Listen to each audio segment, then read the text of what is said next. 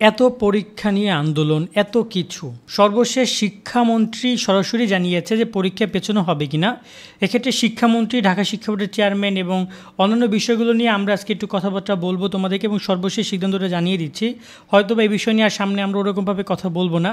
HSC পরীক্ষা যে বন্যার কারণে পেছাতে হবে, সবাইকে সমগুরুত্বপূর্ণ মানে সমমর্যাদায় গুরুত্ব দেওয়ার কথা নিয়ে মূলত স্মারকলিপি জমা দিয়েছে। এখানে অনলাইনে যারা শিক্ষক ছিল বা ফিজিক্যাল যে সকল শিক্ষক ছিল তারা প্রধানমন্ত্রীর কার্যালয়ে একটা স্মারকলিপি জমা দিয়েছে শিক্ষার্থীদের পক্ষ হয়ে।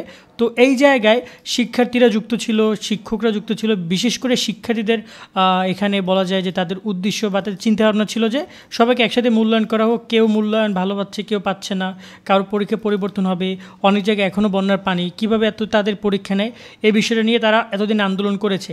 আন্দোলনের অনেকেই শিক্ষার্থীদের সহযোগিতা করেছে, অনেকে আবার অনেক বাজে কথাও বলেছে আন্দোলন নিয়ে। তাদেরকে বলবো যে বাজে কথা যারা বলেছে তারা হয়তো বা পরীক্ষার্থী না, হয়তো বা তাদের ঘরে কোনো পরীক্ষার্থী নেই, যার কারণে তাদের এই কষ্টটা হয়নি। যারা কষ্ট করেছে তারা জানে যে আসলে এই জায়গায় অনেক প্রবলেমের কারণে ওরা আন্দোলনটা করেছিল।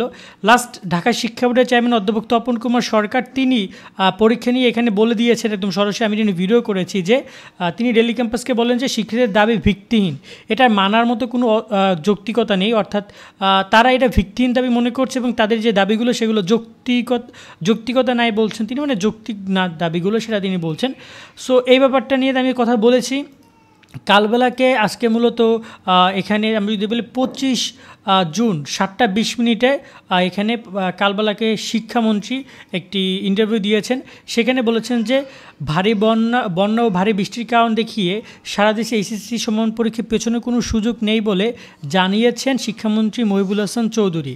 তিনি বলেছেন যে আমরা ইতিমধ্যে সিলেট বিভাগের এইচএসসি পিছিয়েছি, সারা দেশে পরীক্ষার পেছনের সুযোগ নেই, কারণ অন্যান্য এলাকায় কিছুদিন পর অনেক বৃষ্টি হবে। আমরা যদি বিলম্ব করি তাহলে সেখানেও পরীক্ষা নিতে পারবো না। শনিবার 22 জুন সিলেটে বিভাগ এইচএসসি পরীক্ষা 8 জুলাই থেকে স্থগিত করে বিজ্ঞপ্তি প্রকাশ করে। ফলে 30 জুন থেকে পরীক্ষা সিলেটে শুরুর কথা থাকলো তাই স্থগিত থাকছে, এবং আন্তঃশিক্ষা সমন্বয় থেকে একটি নোটিশ প্রকাশ করেছে সেটা বলছে।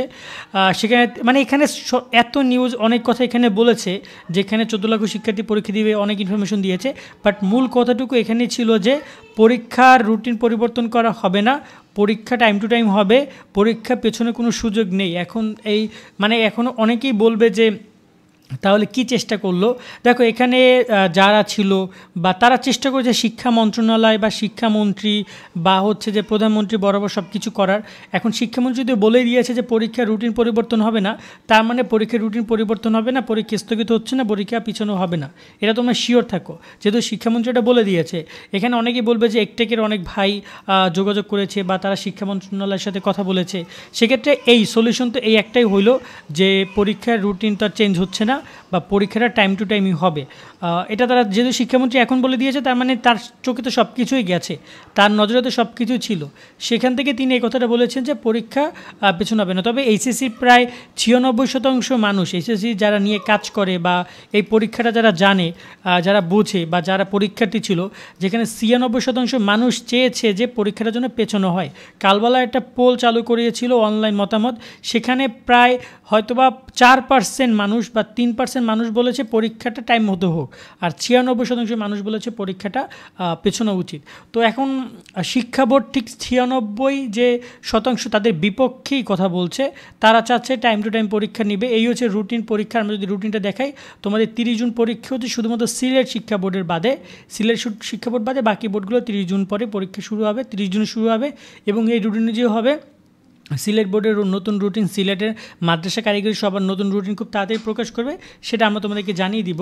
বাট মূল কথাটা হচ্ছে যে পরীক্ষা আর পেছনে হচ্ছে না, এইটা হচ্ছে গিয়া নিউজ। এরপর যদি নতুন কোনো আপডেট আসে আমরা জানিয়ে দেওয়ার চেষ্টা করব। তবে তোমাদেরকে আমরা সবসময় একটা পরামর্শ দিব, এর আগেও বলেছি যে শিক্ষা মন্ত্রণালয় মুখে কুলুপতিছে, তারা পরীক্ষা নিয়ে কোনো কিছু বলছে না। তখনই বুঝেছি যে তারা সিদ্ধান্তে তারা অনড়, তারা কোনোভাবেই তারা সেই পরীক্ষা চেঞ্জ করবে না। সেই হচ্ছে বিষয়। আজকের মতো আমরা এখানে বিদায় নিচ্ছি। তোমরা এবার পড়াশোনা করো মনোযোগ দিয়ে, আর কোনো কিছু বললাম না। সকলে ভালো থাকবা। আল্লাহ হাফেজ।